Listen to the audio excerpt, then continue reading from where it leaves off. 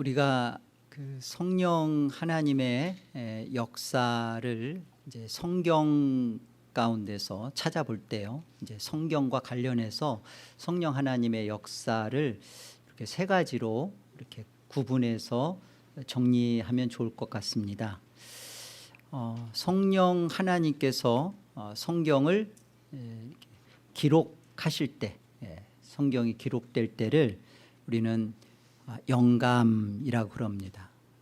데오 푸뉴마 해서 하나님의 호흡으로 이렇게 감동 주신 것. 그래서 성경 기록에 있어서 성령의 감동하심이라는 단어가 영감이에요. 그래서 우리가 성경은 이렇게 성령 하나님의 영감으로 되었다 그럴 때 성령 하나님의 감동하심으로 성경이 기록된 그것을 말할 때는 영감이라는 단어를 쓰는구나. 또 이제 성경을 우리가 읽고 전할 때, 그러니까 이렇게 복음이 강설되어지거나 또 우리가 말씀 공부를 서로 나눈다거나 또 이제 다른 사람에게 복음을 알릴 때, 읽고 또 이렇게 알릴 때 쓰는 단어가 첫 번째가 조명입니다. 조명이란 이 하나님의 기록되어진 영감으로 기록되어진 이 성경, 하나님의 말씀이 객관적 진리로 인정되는 거예요. 그걸 조명이라고 그래요. 객관적 사실로, 그것이 진리로 내 안에 인정이 될 때, 그걸 뭐라고 한다고요? 조명. 성령의 조명하심, 성령이 조명하셨다. 조명이라는 단어가 그때 쓰여집니다. 또한 이 하나님의 말씀으로 기록되어진 성경이 주관적 진리로 내 안에 확신이 되는 것, 내 안에 들어와지는 것이 뭐냐 하면 그게 감화예요. 우리 그 시편 119편 130절 우리 같이 한번 합독해 볼까요? 함께요. 주의 말씀을 열면 빛이 빛이요 우둔한 사람들을 깨닫게 하나이다. 주의 말씀을 열면, 누가 열죠? 성령께서 여세요. 성령이 주의 말씀을 열면 빛이 비친대요. 빛이 비친답니다. 이 빛이 비치어서 그 사람들의 마음에 깨달음을 주는 것, 이것이 이제 빛이 들어오는 것이죠. 빛이 들어오는 것, 이것이 그 조명이에요. 빛이 들어오는 것. 그래서 여러분 성경에 보면 이렇게 어느 땅에 떨어졌다 그런 거 있잖아요. 이렇게 마태복음 13장에 보면 가시떨기, 돌밭 그런, 그 다음에 좋은 땅, 옥토에 떨어졌다 그런 말씀이 나오는데, 하나님의 말씀을 받게 되는 성도는 다 좋은 땅이에요. 옥토입니다. 하나님의 말씀에 조명을 받기 때문에 다 그냥 좋은 땅이에요. 옥토입니다. 하나님의 말씀이 빛이어서 우리 안에 객관적 진리로 우리 안에 그것이 인정이 되면 그건 좋은 땅이에요. 다 좋은 땅이에요. 처음부터 하나님의 말씀에 조명이 없는 것을 말하는 거지, 우리 하나님의 말씀이 조명이 들어오는 우리에게는 다 그게 옥토예요. 좋은 땅입니다. 그리고 그 안에서 30배, 60배, 100배 이런 것은요, 그 안에서 수납이 되는 거예요. 진리의 말씀이 내 안에서 그것이 더 깊이 나의 것으로 주관적 사실로 내 안에 들어와지는 거예요. 그래서 내가 그것을 내 안에서 그것을 더 확신 있게 거하고, 그것이 30배, 60배, 100배라는 표현입니다. 이것이 이제 감화죠. 그래서 우리가 하나님의 말씀에 조명을 받고, 조명받는 것은 성도니까 조명을 받는 거예요.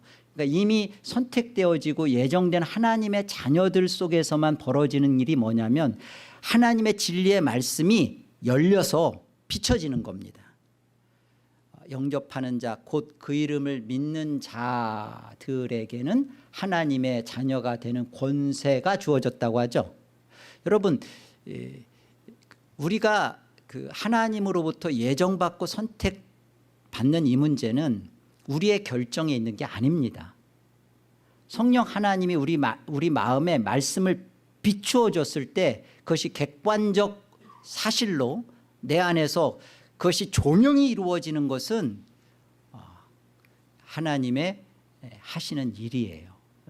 그래서 그 하나님의 하시는 일에 조명이 들어왔을 때 성도에게서만 그것이 우리 안에 내 말씀으로 주관적 진리로 사실로 내 안에서 그것이 수납되어지고 그 싸움이 벌어지는 것이 그게 가마라고요. 영감과 조명과 이 가마라는 이 부분에서 오늘 내가 하나님의 말씀을 읽거나 듣거나 하나님의 말씀 앞에 섰을 때 내 안에서 말씀의 조명이 벌어지고 깨달아지고 그 사실 앞에 진리로 살고자 하는 거룩한 갈망과 소원이 우리 안에 자라고 있는 것이 그게 하나님의 은혜로 하나님의 구원된 백성에게서만이 벌어지는 축복이고 특권이고 은혜라고요. 여러분들 늘 이런 말씀 속에서 은혜 받고 계시죠? 네. 지난 시간 그 6항은 성경의 그 완전성과 충족성, 그리고 완전성과 충족성을 말할 때 분명하게 말하는 것이 종결성이에요. 무엇에 대해서? 이제 하나님의 모든 뜻에 대해서 완전하다. 그게 뭐였어요? 하나님의 영광, 또 인간의 구원, 또 신앙과 삶의 모든 규칙에 있어서 하나님의 뜻이 무엇이냐, 성경이 완전하게 그것을 다 기록해 놓았다는 거예요. 그리고 또한 그게 충족하답니다. 하나님의 뜻 잘 모르겠어. 하나님의 영광, 그리고 또 인간이 어떻게 구원받는지에 대해서 잘 모르겠는데 부족한 거 아니야? 아니요, 충족하답니다. 완전하고 충족하기 때문에 따라 나오는 것은 뭐냐면 더 이상의 하나님의 말씀으로 직통 계시가 이루어지거나 말씀으로 하나님의 뜻으로 알려줘야 되는 기록되어지는 계시, 더 이상 뭐 꿈이나 환상이나 환영이나 뭐 어떠한 것을 통해서도 더 이상 하나님의 영광, 인간의 구원, 신앙과 삶의 규칙은 성경으로 종결됐다고요. 충분하다고요. 그것이 지난 우리 6항에서 살펴봤던 내용이었어요. 7항 같이 보겠습니다. 7항은 성경의 명료성이에요. 명백성 또는 명료성이라고 그러죠. 우리 같이 한번 합독해 볼까요? 성경에 기록된 모든 것은 그 자체로는 똑같이 명백하지도 않으며 모든 사람에게 똑같이 분명하지도 않다. 그러나 구원을 위하여 우리가 알고 믿고 지켜야 할 필수적인 것에 대해서는 성경의 여러 곳에 아주 분명하게 제시되어 있고 공개되어 있기 때문에 배운 자나 배우지 못한 자나 통산적인 방법을 합당하게 사용하여 충분히 그것들을 이해할 수 있다. 여러분, 여기서 두 가지를 구분해서 설명했어요. 이제 성경의 명료성을 얘기할 때 첫 번째 여기 보면은 성경에 기록된 모든 것은 그 자체로는 똑같이 명백하지도 않으며 모든 사람에게 똑같이 분명하지도 않다. 이 말이 뭐냐면요, 일단 성경에는 우리가 이해하기 어려운 구절들이 있다는 거예요. 난해한 구절. 그리고 참 이렇게 말하자면 이렇게 오류같이 보이고 또 이렇게 상충되는 성경의 그런 말씀들이 있잖아요. 부딪히는 말씀들. 여기서는 이렇게 말씀하고 왜 또 저기서는 이렇게 말씀하시지? 이런 부분들. 그리고 버젓이 이 성경 안에서도 보면 숫자나 이름이나 나이가 사실은 이렇게 그 잘못 오류로 기록돼 있어요. 여러분들 시험에 들게 하려는 건 아니지만 있습니다. 정확하게 열왕기하 8장 몇 절이죠? 26절에 가보면 이제 북이스라엘은 그 아합이 왕이고 그 아들이 통치할 때 이제 남유다에서는 그 아하시아 왕일 거예요. 그 아하시아 왕이 열왕기하 8장 26절에서는 22세에 왕이 되었다라고 돼 있어요. 22살에. 그런데 똑같은 인물이에요. 역대하 22장 2절에 가보면 42세라고 돼 있습니다. 그러니까 참 이런 거를 보면 성경이 이게 어디가 맞는 거야? 어떻게 되는 거야? 이렇게 고민스럽죠. 또 우리가 마태복음 1장에 가보면 14대씩 이렇게 족보를 끊어요. 예수님 뭐 오시기 전, 예수님 뭐 오시고 후 해서 14대 뭐 다윗 전 14대, 다윗 후 14대, 그 다음에 이렇게 14대. 근데 실제로 유다 유다의 왕들의 이름을 해보면요 14대가 아니에요. 여러분 우리가 어떻게 해요? 굉장히 의도적이에요. 다윗이라는 그 게마트리어 숫자가 풀어보면 14거든요. 거기에서 의도적으로 맞추려는 그 의도성 때문에 그런 것이 실제 역사적 인물은 왕이 14대가 아닙니다. 13? 한쪽은 더 많고 그래요. 이게 좀 난해하구나. 성경이 일단은 어렵고 힘든 난해한 성경 구절들이 있구나. 심지어 한 학기 동안 성경의 난해 구절을 배웁니다. 너무 많은 부분들이 성경 속에 있어요. 해석하기 힘든. 처음에 그 신앙생활 하면서 막 그렇잖아요. 아니 모세가 반석을 쳤다고 하나님이 명하라고 해서 했는데 반석 2번 쳤다고 어떻게 모세는 또 가나안 땅에도 못 들어가는 그런 구원받지 못한 모습 아닌가? 뭐 이런 생각도 막 들고 그러잖아요. 이게 어떤 해석일까? 일단은 난해합니다. 그러나 이 부분에 대해서 뭐라고 지금 그 고백서에서 다루냐면요. 이렇게 말해요. 성경에 기록된 모든 것은 그 자체로는 똑같이 명백하지도 않으며 아까 말씀드렸어요. 이렇게 나이가 벌써 이렇게 틀리고 숫자도 틀리고 그러는 경우가 있어요. 모든 사람에게 똑같이 분명하지도 않다. 그런 그 오류처럼 보이는 부분들이 있고 그러나 사람마다 모든 사람에게 똑같이 분명하지도 않대요. 무슨 말이에요? 사람마다 믿음의 분량이 있듯이 하나님의 생각과 기준과 하나님의 주권에 대하여 하나님의 말씀 앞에 쓰는 자들이 이렇게 다르답니다. 하나님의 주권 속에서 이게 모르겠어. 왜 꼭 14여야 되는 건가? 왜 꼭 그렇지 않은데 10셋 아니야? 그런데 이제 알게 돼요. 지금은 잘 모르지만 사람마다 달라요. 이게 이거 막 목에 걸려 가시 같아. 이게 잘 안 받아들여져. 그런데 사람마다 달라요. 똑같지가 않아요. 누구에게는 이것이 내가 지금은 잘 이해가 안 돼. 그러나 나의 하나님께서 이 부분을 반드시 나로 하여금 깨닫게 하시고 알게 해주실 거다. 사람마다 다르고 어떤 사람은 그 부분에 대해서 다르기 때문에 내 마음에 걸린 말씀에 대해서도 각자가 다 다릅니다. 그런 부분에 대해서 성경은 불명료하냐? 그렇지 않아요. 우리가 다 알지 못하기 때문에 그러는 거지. 성경은 명료하고 명백합니다. 그러나 보세요.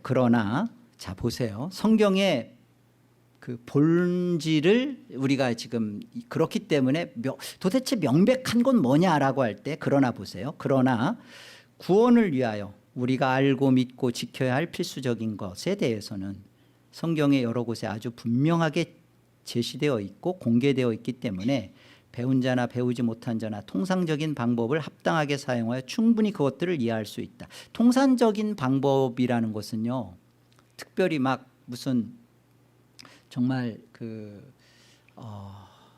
진짜 대단한 어떤 뭐 주석을 참조하거나 원어를 들여다보거나 그래야만 성경이 명백하게 깨달아지고 와닿아지고 그렇지 않다는 거예요. 통상적인 방법이 뭐예요?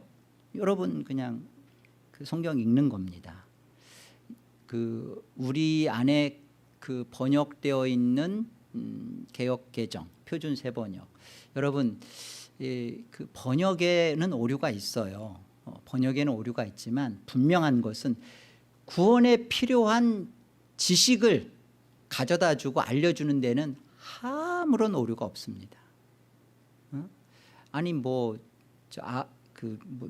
그 아하시아 왕이 22세든 42세든 이게 우리의 구원하고 상관없어요. 자, 중요한 것은 성경이 명백하고 명료하게 가르쳐주고 핵심을 두는 본질은 뭐냐면 구원이에요. 구원의 문제에 있어서는 간단, 명료, 뚜렷 분명합니다. 이게 중요해요. 구원을 얻는 데 필요한 지식은 너무나 간단 명료합니다. 우리 사도행전 4장 12절 같이요. 다른 이로서는 구원을 받을 수 없나니 천하 사람 중에 구원을 받을 만한 다른 이름을 우리에게 주신 일이 없음이라 하였더라. 명료합니다. 유일한 사람과 하나님 사이에 유일한 중보자 한 분 누구다?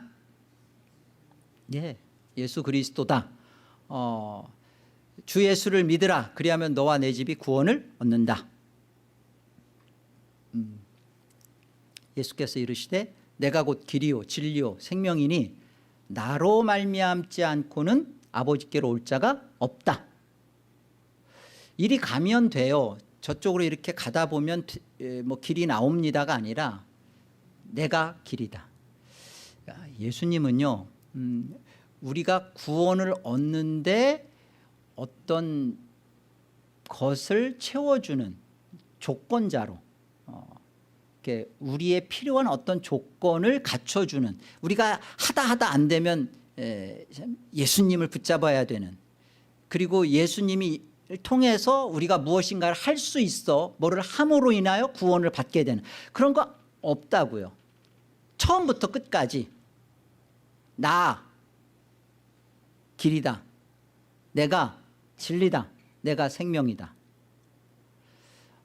예수님은 우리의 구원의 조건을 충족하고 만들어주기에 온 게 아니라 그냥 우리의 구원이 되시기 위하여 죽으시고 오신 거예요. 그냥 예수님은 우리의 구원 그 자체라고요.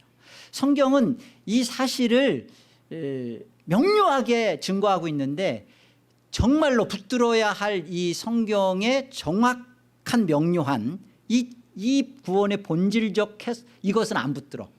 자꾸만 뭘 자꾸 거기다가 가져서 구원을 하는 데 있어서 꼭 이렇게 아무것도 하지 않아도 되는 건가?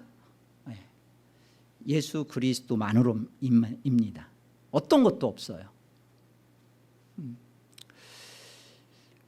성경의 내용에는 구약과 신약 전체에서요 일치성이 있고 통일성이 있어요. 성경의 내용에는 1500년의 기간 동안 40여 명의 성경 기록자들을 하나님이 감동하여 성령 하나님의 감동 가운데 그들을 기록자로 쓰셨잖아요.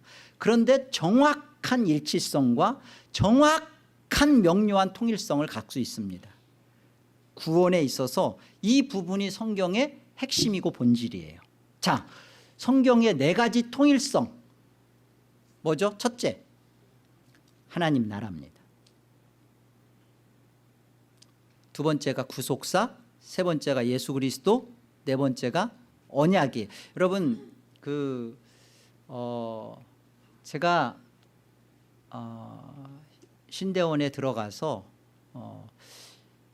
이 성경에 대한 구원의 책으로서 보는 빅피처, 가장 큰 그림이고 이게 통일성을 갖는 거라는 것을 소개받고 성경에 대해서 읽는 법이 눈이 떠졌어요.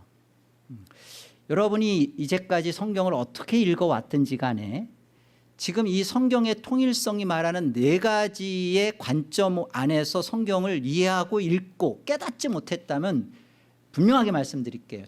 과거의 저처럼 성경을 잘못 읽으신 거예요. 그리고 또 지금 성경을 따라 읽고 있고 성경을 정하고 있고 아침마다 큐티를 하고 있고 성경을 읽는데 이 네 가지 관점 안에서 성경을 통하여 명료하게 이 사실이 들어오지 않고 있다면 여러분 성경을 잘못 읽고 계신 거예요. 그러니까 지금을 이 부분에 대해서 정확하게 제가 다시 한번 짚어드릴 테니까 성경은 이렇게 명료하고 명백하게 이 사실이 드러났기 때문에 이대로 읽어야 되는구나 라를 분명히 하시기 바랍니다. 하나님 나라라는 관점이 성경 전체에 통일성이 있어요. 하나님 나라 그러면 하나님이 계시고 하나님의 영토가 하나님의 다스리는 그 새하늘과 새 땅이 있겠죠. 중요한 것은 하나님 나라에서의 가장 중요한 하나님의 나라를 세우는 일에서 가장 중요한 것은 뭐예요? 하나님의 주권이에요. 여러분 하나님 나라를 성경에서 쭉 관통하여 흐르고 있는 것은 뭐냐면 그 하나님 나라는 바실레이아, 말구트, 하나님의 통치, 하나님의 다스림, 하나님의 주권이 서 있는 것이 하나님의 나라예요. 그렇죠? 그러니까 여러분 성경을 보면서 이게 하나님의 나라를 말씀하실 때마다 다른 게 아니구나. 하나님이 왕이시며 주권자시며 통치자시며 그래서 성경을 읽을 때 이 하나님의 통치권이 드러나면서 하나님의 말씀을 통하여 내가 하나님의 통치에 항복되어지는 나의 모습으로 드러나지는 것이 이것이 첫 번째 하나님 나라 속에서 읽는 성경을 여러분이 접하고 있는 겁니다. 그렇게 읽어야 되는 거예요. 하나님의 주권이 하나님의 나라의 본질이에요. 하나님의 나라가 세워지는 것에 있어서 하나님은 이 주권에 초점을 두고 계세요. 타락이 뭐죠? 죄가 뭐죠? 명백합니다. 하나님의 이 주권이 땅에 떨어진 거예요. 하나님의 주권이 신뢰를 잃어버린 거예요. 선악을 알게 하는 지식의 나무, 선악과 나무가 갖고 있는 그 죄의 시작, 출발은 뭐예요? 이거예요. 하나님의 주권의 자리에 인간이 올라앉은 겁니다. 하나님과 같이 될 수 있다는 거죠. 여러분 성경은요, 하나님은 우리를 하나님의 나라로 우리를 백성 삼은 겁니다. 그러니까 하나님의 백성은 다시 말하면 하나님의 주권이 회복되는 거예요. 이게 구원이고요. 이 하나님의 주권이 회복되는 구원 역사를 구속사라 그러는 거예요. 여러분 구원을 이렇게 생각하면 여러분 이제까지 구원을 잘못 알고 계신 거예요. 구원은 하나님이 나를 이렇게 내가 예수를 믿고 내가 천국 가는 것이다. 아니에요. 성경을 통해서 가르쳐 주시는 우리의 구원은요, 하나님 나라의 백성으로 회복되는 겁니다. 하나님이 우리 안에서 하나님의 주권을 다시 세우시는 거예요.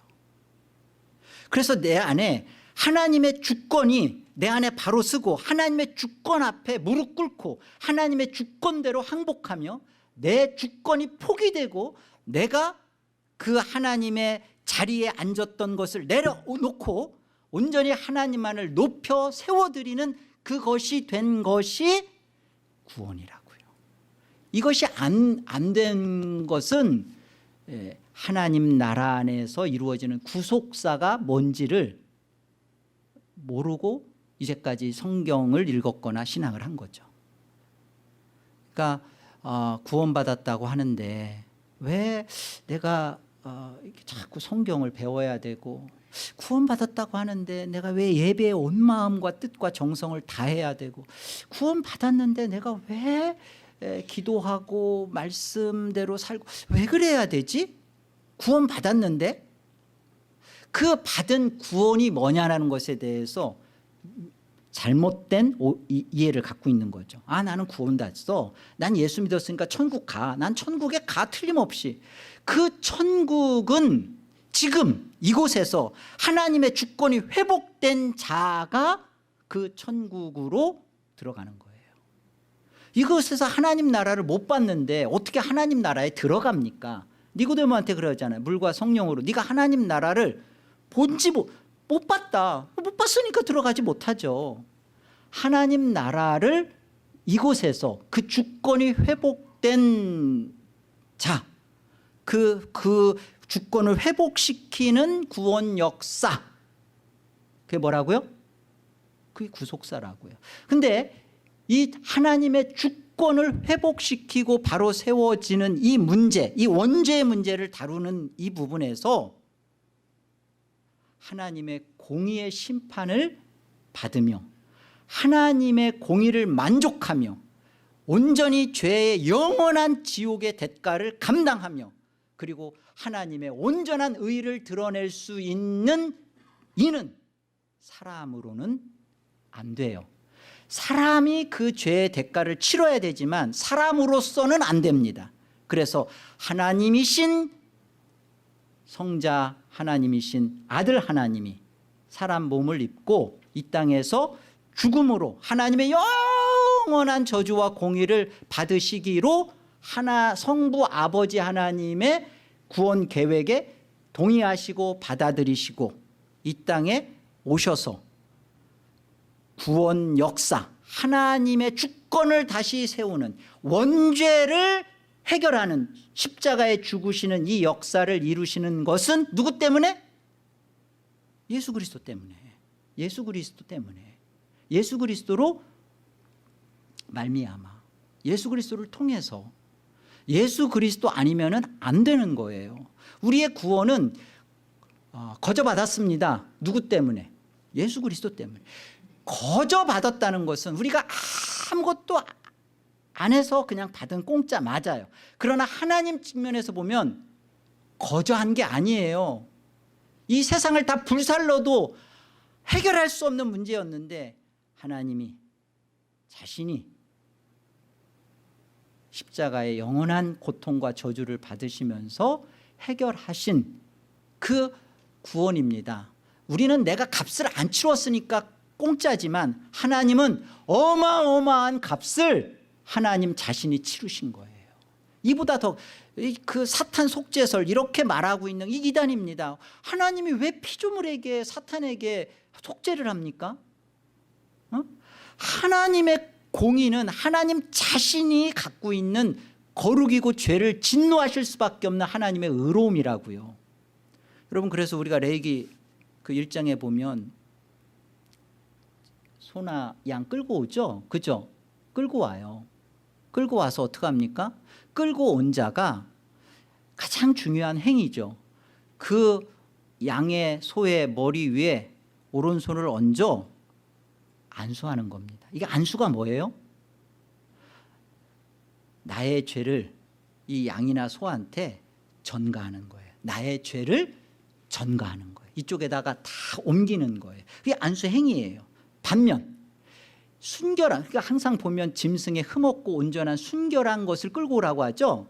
그러니까 순결하고 온전한 것에 대하여 그 의가 또한 나에게 다시 전가된다는, 나의 죄는 양에게, 양의 순결함과 의는 나에게, 이게 오는 게 이게 지금 안수하는 거라고요. 그래서 그렇게 안수하고 나서 어떻게 합니까? 목을 따고 껍질을 벗기고 각을 치고 내장을 훑어내고 여러분 이거 다 누가 해요? 본인이 해요. 제사장이 이거 안 합니다. 본인이 신앙하는 거예요. 본인이 피비린내 나는 그 일을 하는 거예요. 그리고서는 제사장이 그것을 번제단 위에 올려서 태우는 일을 하죠. 예수 그리스도의 죽으심에 대한 이 희생이 어떠한 것인지를 가르쳐 주는 거예요. 여러분 구약 백성들은요, 죄를 무서워했습니다. 일단 죄를 지면요, 그 경제적 손실이 크잖아요. 소를 잡아야 되고 그 죄의 양에 따라서 여러분 생각해 보세요. 1년에 한 번 대속죄일 때는 소가 끌고 와야 되죠. 그리고 때마다 죄질 때마다 양 잡아야죠. 없으면 산비둘기라도 그냥은 죄가 속죄되지 않아요. 그래서 끊임없이 그 짐승을 잡아 죽이고, 그 얼마나 고된 작업입니까? 여러분 닭을 잡아보신 분들은 알 거예요. 이게 닭 잡는 것도 쉽지 않은데, 그것도 살아있는 닭도, 죽어있는 닭 이렇게 손질하는 것도 어렵죠. 근데 큰 짐승인 소를 여러분이 죽여야 돼요. 이 죽음의 이 과정을 통해서 정말 죄는 진절머리가, 죄는 이건 지고 나서 용서해 준다는 문제 이전에 이 수고와 경제적 손실과 그리고 그 아픔과 막 피가 진동하니까, 여러분 그 성전 거기에서요, 성전에서요, 그 흰 놈의 골짜기 그 밑으로요 아주 피가 철철 도랑을 칩니다. 막 그 속죄일 얼마나 많은 죄의 그 죽음의 양들이, 소가 그냥 그 비명을 지르면서 죽어가 이쪽 저쪽에서 다. 자, 이것들이 다 뭘 말해주는 거예요? 뭘 예표하는 거예요? 예수 그리스도의 십자가의 죽으심이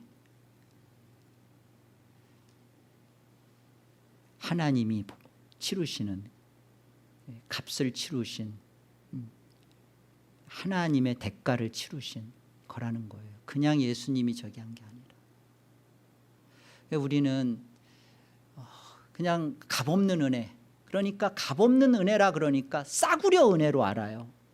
너무나 값비싼, 값으로 환산할 수 없는 그런 은혜. 그 은혜를 받은 거죠. 누구로? 예수 그리스도로. 이것이 여러분이 성경을 읽으면서 예수 그리스도로 성경을 통일성 있게 예수 그리스도를 발견하면서 예수 그리스도를 만나야 되는 이유에, 성경은 바로 이 예수 그리스도로 말미암아 우리의 하나님의 주권을 훔치고 반역한 우리의 죄를 다루셔서 하나님과의 관계 회복을 이루어 놨다. 우리는 이제 하나님 앞에서 더 이상 영원한 지옥을 가야 할 원죄인, 그리고 영원한 하나님 앞에 대적자로 지옥의 영원한 고통에 있어야 할 자들이 아니게 되었다. 그러니까 예수 그리스도를 만날 때마다 흥분이 일어나는 것이 맞는 거예요. 성경에서. 그러니까 예수 그리스도를 볼 때마다 바로 이런 나를 구원하시고 살려놓으시고 하나님과 정상적인 바른 관계로 회복시켜 주신 것은 나의 도덕과 나의 윤리와 나의 어떤 선함과 나의 신앙의 종교적 어떤 형태가 아니라 예수 그리스도만. 예수 그리스도가 오셔서 바리새인들과 막 이 독사의 그들아 하면서 막 그들에 대해서 너희 자신도 지옥 갈 거면서 다른 사람도 산과 바다를 두루다니면서 배나 지옥 자식을 너희가 만들고 있다. 이 위선과 형식과 그 뭐예요? 예수 그리스도를 통한 하나님의 주권 회복이 무슨 은혜였는지를, 지옥을 벗어난 그 하나님의 감격을 이 바리새인들은 전혀 모르고 있는 거죠. 전혀 모르고 있는. 자기가 외제인이냐는 거예요. 저 이방인들이야 지옥 불쏘시개값 맞지만 우리야 선민 아니냐는 거예요. 태어날 때부터 모태신앙이고 한 번도 교회를 떠난 적 없고 그리고 남들을 위해서 마음 아플 때 내가 그들에게 대접도 하고 소자에게 냉수도 갖다 주고 그랬다는 거 아닙니까? 근데 예수님이 회칠한 무덤이라고 그러잖아요. 너희는 하나님의 그 구원 속에서 주권이 하나님 앞에 바르게 선 자가 아니라는 거죠. 예수 그리스도로 인한 겁니다. 예수 그리스도를 통해서. 근데 이것이 구약, 옛 언약과 신약, 새 언약인 언약으로 하나님이 이것을 우리에게 내가 이걸 언약으로 이루겠다. 예수 그리스도가 바로 이 언약 안에서 이 일을 보여내 주시고 약속해 주시고 언약으로 그것을 이루겠다. 그러니까 언약을 만날 때마다 예수 그리스도를 거기서 보게 되고 그 예수 그리스도를 볼 때마다 나의 죄를 보며 하나님 나라의 백성으로 하나님 앞에 다시 온전하게 가게 돼. 이게 성경이 우리에게 하고 싶은 그 일관성, 일치성, 통일성입니다. 그래서 성경의 주제는 예수 그리스도예요. 예수 그리스도를 통한 우리의 구원이기 때문에 성경은 하나님 자신이 누구인지 하나님의 어떠하심에 대해서 성경은 곳곳에서 이렇게 드러냈습니다. 근데 그런 부분들에 대해서 정확하고 간단하고 명료하게 하나님의 뜻에 있어서 우리의 구원은 예수 그리스도에게 있다. 예수 그리스도로 말미암아 구원받은 자는 하나님의 주권이 정상적으로 회복되었다. 하나님과의 바른 관계가 설정되었다. 그러니까 너는 지금 하나님 나라를 살고 있는 자다. 하나님 나라는 하나님의 다스림과 통치 안에 너가 거하고 있는 것이다. 내 자신의 어떠함이 아니라 하나님이 어떻게 나 같은 자를 언약 안에서 붙들어서 예수 그리스도 안에 나를 갖다 집어넣어 놓고 그 예수 그리스도로 인하여 이루어지는 놀라운 것, 어떻게 예수 그리스도 안에서 이게 다 된다? 언약으로, 하나님의 약속으로 하나님이 그것을 보여주셨잖아요. 그 가장 먼저 보여준 게 하나님이 우리에게 보여준 것이 우리의 언약을 지키지 못했던 창세기 3장 15절의 그 약속 이전에 창세기 2장 16, 17절에 이거 먹으면 정령 죽는다. 먹지 말아라. 그래서 먹었죠. 그 잘못된 것에 대해 바로 하나님이 창세기 3장 15절에 하나님의 구원 언약을 주시죠. 원시복음이라고도 하고요. 첫 번째 우리 안에 주신 구원 언약이죠. 그리고서는 하나님이 노아를 통해서 무지개 언약을 주시죠. 무지개 언약이 뜻하고 있는 게 뭐예요? 그게 저주 언약이에요. 레인보우라고 하잖아요. 하나님이 활의 모습이 어떻게 되어 있어요? 무지개가 어떻게 그려져 있어요? 이렇게 그려져 있습니까? 이렇게 그려져 있습니까? 그 말은 뜻은 뭐예요? 하나님이 하나님을 향하여 하나님 자신이 그 저주를 받으시겠다는 거예요. 활이 하나님께로 향하여 있잖아요.